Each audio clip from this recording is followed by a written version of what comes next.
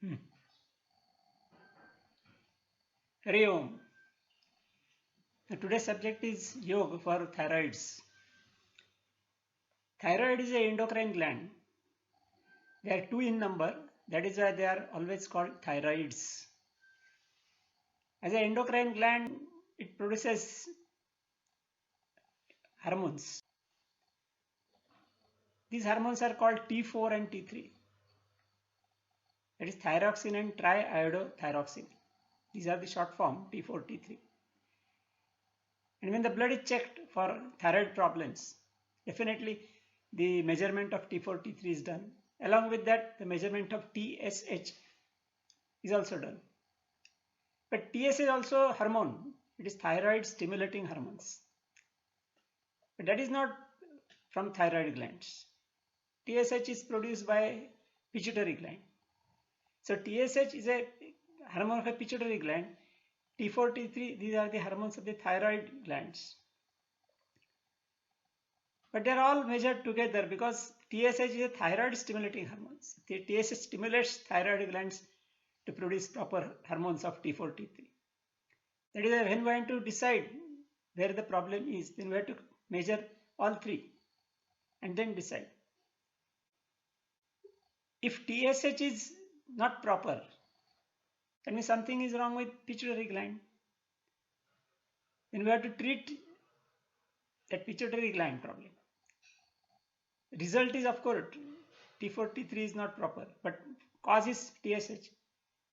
But if TSH is within normal limit and T4, T3 is not within normal limit, then that is a problem for thyroid gland. Now, iodine is a raw material for preparing these hormones. Let me T4, T3 of course. And iodine we have to take from our food, particularly the salt.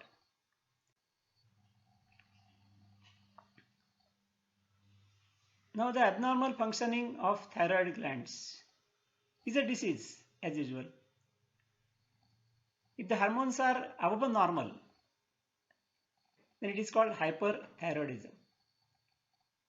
When the hormones are below normal, it is called hypothyroidism. And there is a third disease, is goiter. In this disease, the size of the thyroids goes on increasing. And we can immediately observe, because we feel something like size of mango above the throat.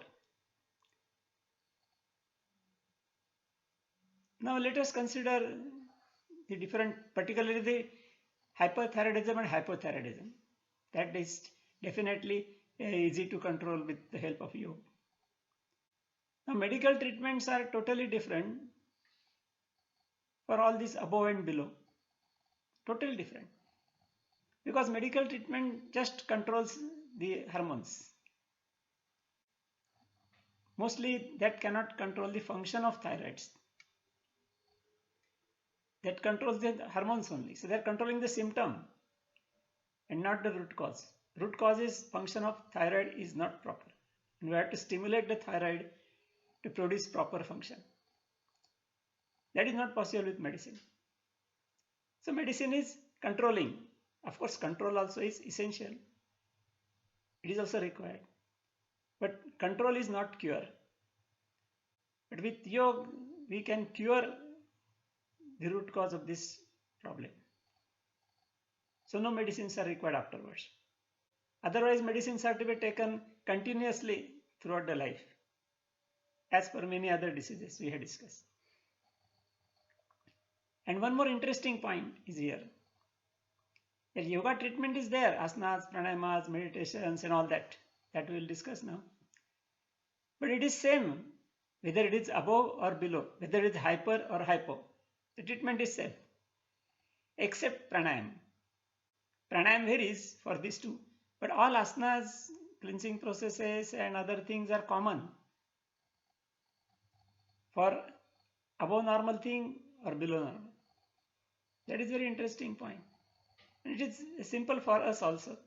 that whatever the problem is, whether it is hyperthyroidism or hypothyroidism, we have to specify same asanas. Only pranayamas we have to change. That we'll study.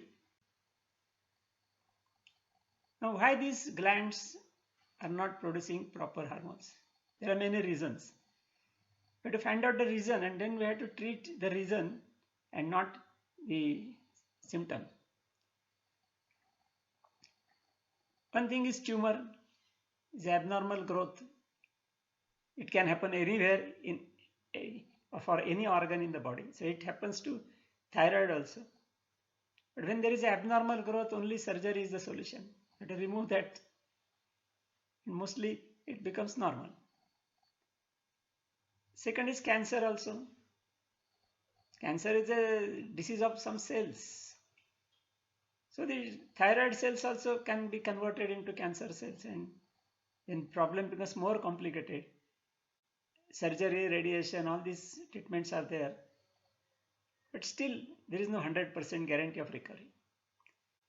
Of course, yoga also cannot do anything for cancer or even tumor also.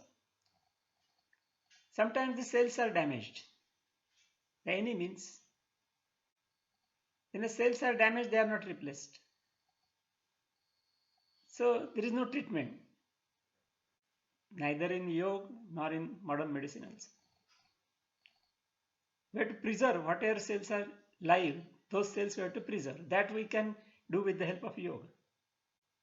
So we can maintain the situation. We cannot improve, because when cells are damaged, they cannot be produced again. These are once for all.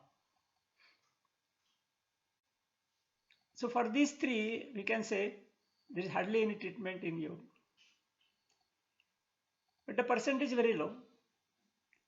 If you take 100 patients of thyroid, the tumor, cancer and damage of cells may be 4 or 5%. The remaining 95% patients have got some different causes which we can treat with yoga. So that is a good sign for us. Low blood supply. There are many causes also for blood supply also. Shrinkage of capillaries or arteries, spasm of arteries, some blockages may be there, something like that. But if blood supply is low, the glands will not get proper nutrients, proper glucose, oxygen, and proper salts also. So less supply of raw material, production will be less. Then there is a low nerve supply, because each and every cell is connected with brain, and brain is controlling the function of each and every cell. If this control is poor by some means, it is called low nerve supply. So that is also a cause. That means glands are perfect. Blood supply is also there, but they are not connected to brain properly. Some communication gap may be there. So that is low nerve supply. The tiredness of working, that is a major cause. Because these glands and the cells, they work continuously from birth to death. Because hormones cannot be stored in the body. They have got a very limited life. They are called message giving messengers. When they give the message, they are disposed of. So every time we need more and more hormones. So glands are functioning continuously. That is why they may get tired. And most important is stress. Stress is a mental reaction, but it affects each and every body, each and every cell, each and every organ. So these last four, low blood supply, low nerve supply, tiredness and stress, we are definitely improving the situation with the practice of yoga, asana, pranayama, meditation and all. And the percentage, as I told you, is more.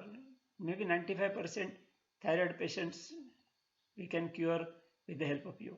5% we may not. That doesn't matter. That you will take care. If it's tumor, cancer or damage of cells, yogic practice will not be useful in that case.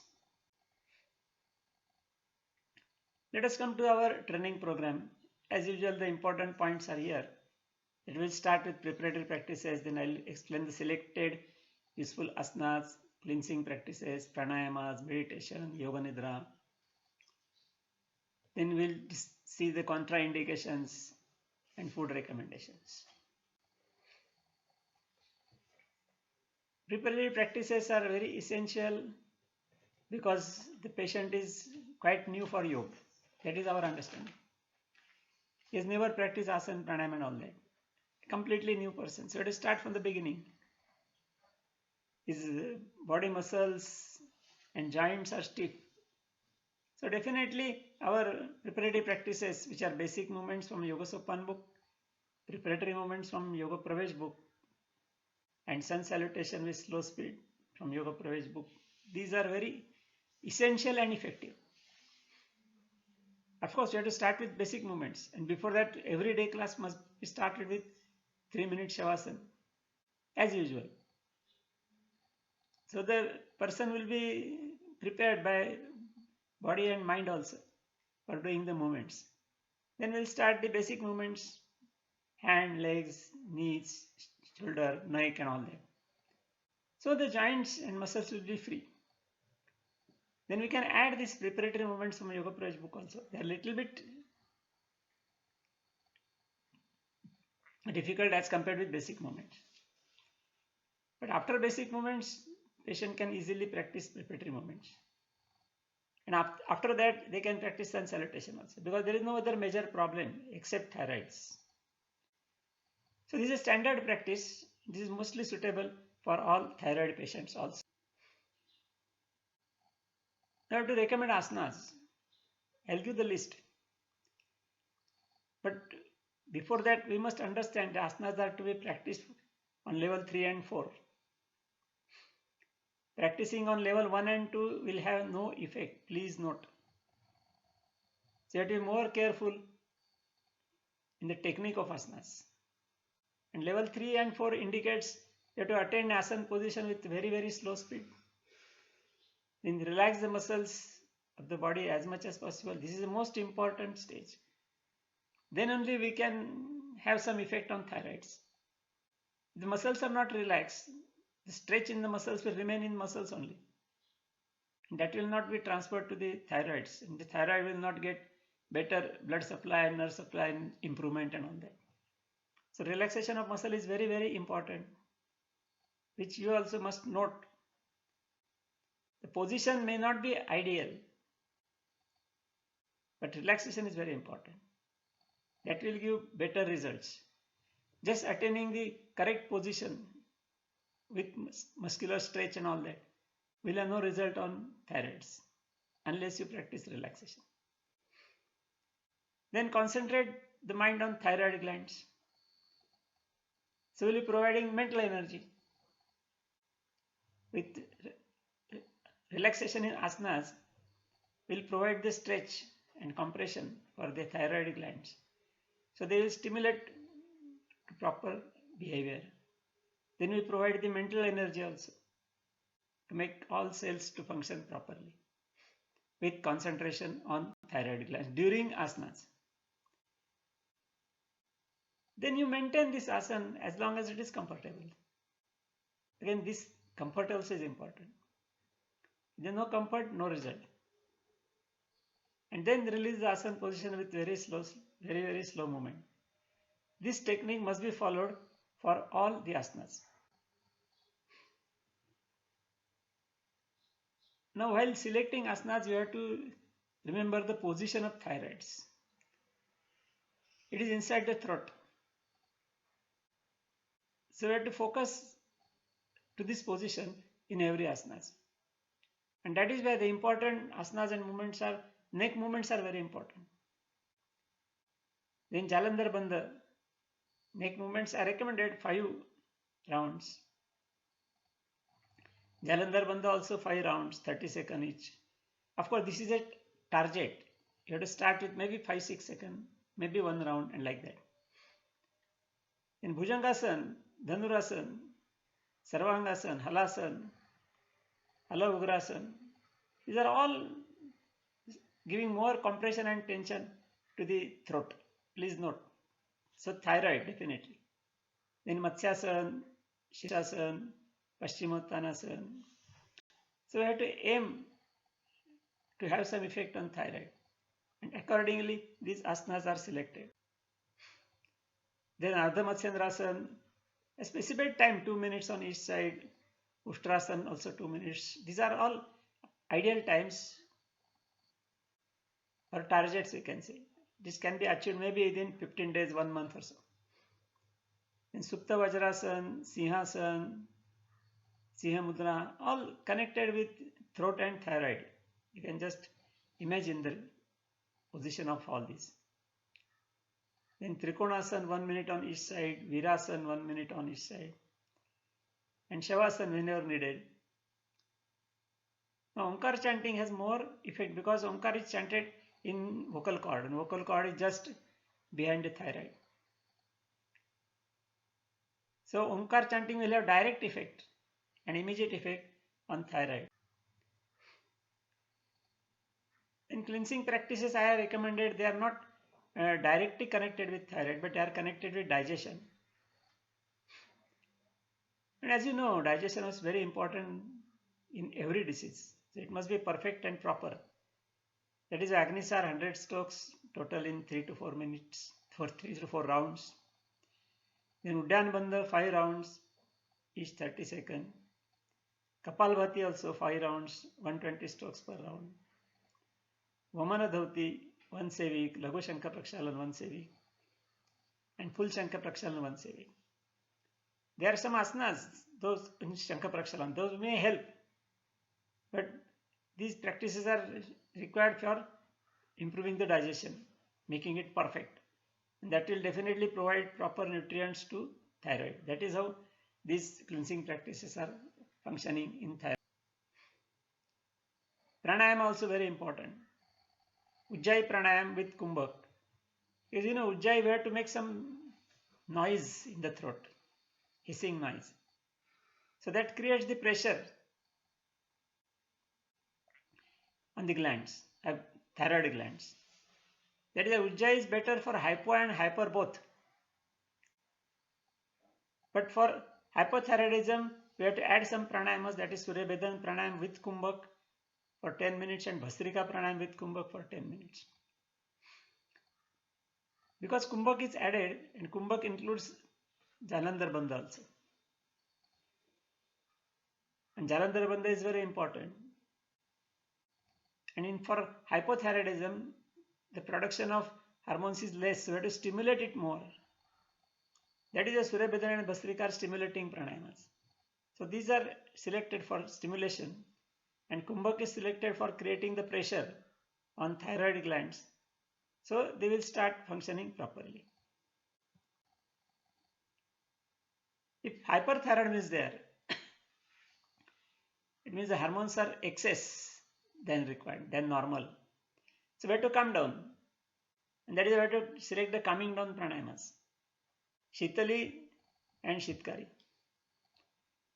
But Kumbhak is added because we have to increase the pressure on thyroids. That is why these two differences we must remember. For hypo, Surya Bhedan Bhastrika, and for hyper, Shitali and Shitkari. Likewise, we can Yoga Nidra, except pranayam, everything is common for hyper or hypo, so we need not discriminate. Specially designed Yoga Nidra for thyroidism or stress relief. But if you are designing separate, then you have to design separate for hyper and separate for hypo. But if you are using stress relief Yoga Nidra, it is common for both. So that differentiation you must remember. Then meditation, definitely Vishuddhi Chakra is near to thyroid. It is in the throat only, and thyroids are also there. So Vishuddhi Chakra meditation is very important, and it will have some effect on thyroid, because Vishuddhi Chakra is directly connected to thyroids. And of course with the mantra Om Hum. Optional practices, there are many asanas. But we can select, of course these are optional if you have got time and the patient has got time. Otherwise they are not essential. Whatever I explained up till now, they are essential. They must be practiced. But this is optional.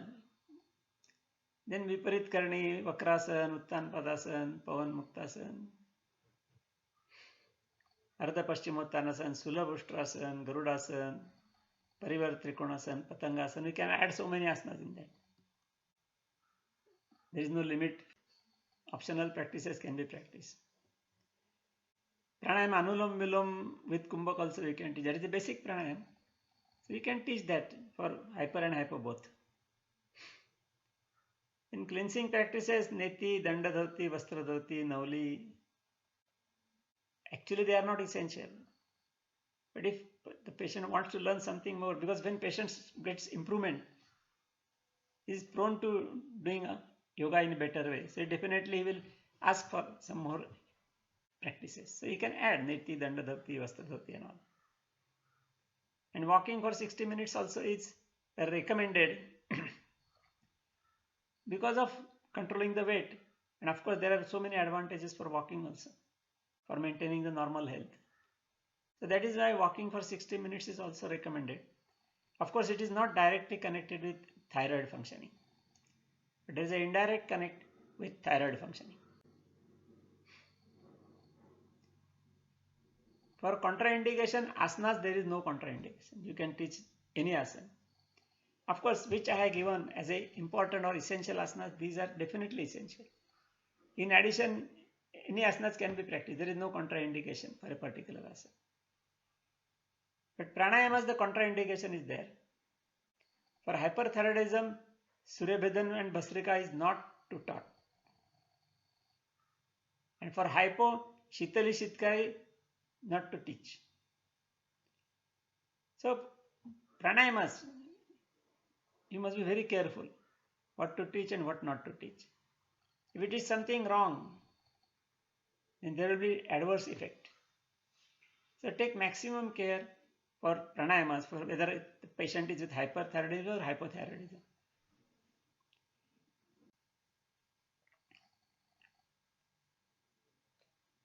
Suitable normal food is just for controlling the weight and controlling the health. It is as usual with less fat and less carbohydrate, high fibers. Then fruits and vegetables are good.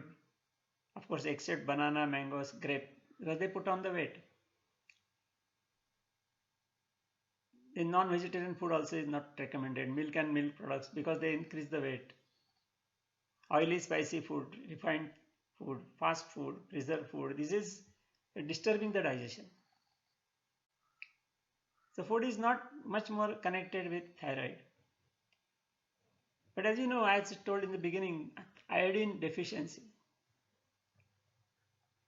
If there is a hypothyroidism, it may indicate that iodine deficiency is there, and that can be checked up also. Then iodine is available in natural salt. The salt is a big problem nowadays.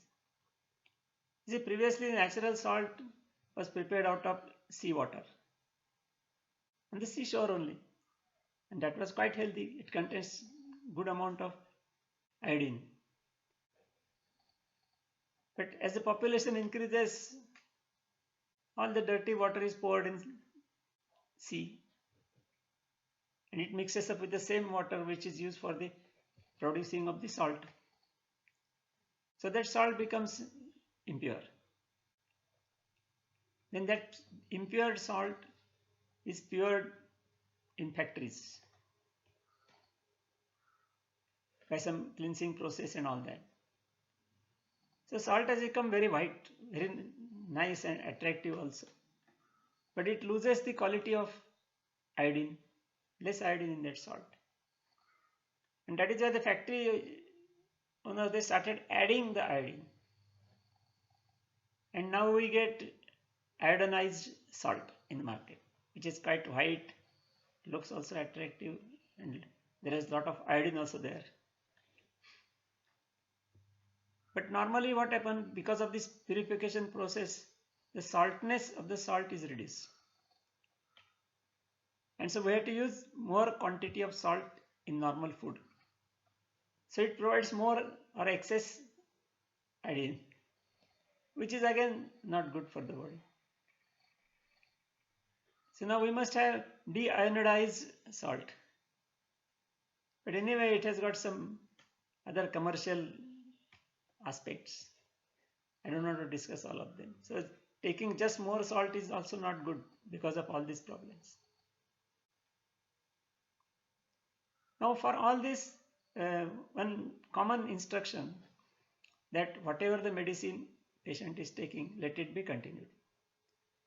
Do not increase or decrease the dose of medicine, because you are not allowed to do that also, legally and ethically. But when you start giving treatment, first you ask the patient to take the normal medicine, whatever is prescribed by his physician. Let him continue. But if he practices 15 days, 20 days, then definitely there may be some change. So let the patient should check the thyroid T4, T3 levels and find out and show to the physician. Physician may manage the dose according to the new report. So you have to give the suggestion to test the blood and go to the physician. That suggestion you must give. Otherwise the patient will continue the medicine that was decided in the first original condition. Now the condition is improved. So medicine will have some disturbances. But managing the dose is a duty of a physician, not yoga therapist. So that is common suggestion for all the diseases. So that also you have to follow here. Now if the TSH problem is there, that is connected with pituitary gland. Pituitary gland is just below the brain, connected with hypothalamus, which is properly secured. So it's very difficult to have some effect on pituitary gland with asanas. But only Sarvangasana, Shirshasana may help to some extent. But the disturbance of pituitary gland is mainly because of stress. And stress which we can manage with yoga nidra, om chanting, pranayamas and meditation, all these techniques. So whatever I prescribe is suitable to some extent for the problems in pituitary also, TSH also. Only thing, you focus more on stress. If the TSH problem is there, you focus more on stress. And other asanas, of course, what I have prescribed, you can just teach.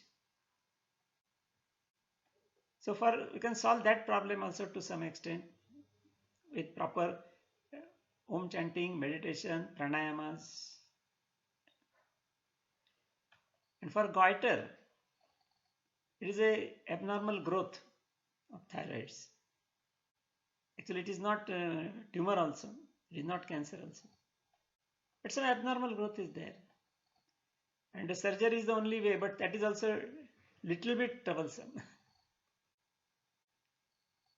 Yogic practices, whatever I suggest, all these asanas, patient can practice. But I am also not sure whether that size will reduce or not. Hormones, they will improve, no doubt, with these practices which I already suggested. But on goiter, how much effect will be there, I am also not sure about it. Because I got the patients, they are treated with all these techniques only. But some patients got good result, some patients have got no result. That's why I can't give the surety about the result. But we can try. We can follow all these programs, whatever I will explain to you, and see the result. If you are getting better, it's quite good, and otherwise you tell the patient that this is not working. And in modern medicine also, they suggest only the surgery, they remove some part. If it is hyper, then they reduce some part, but then it becomes hypo. So again the problem is there. But that can be dealt with a physician only. So I cannot discuss all these points in detail.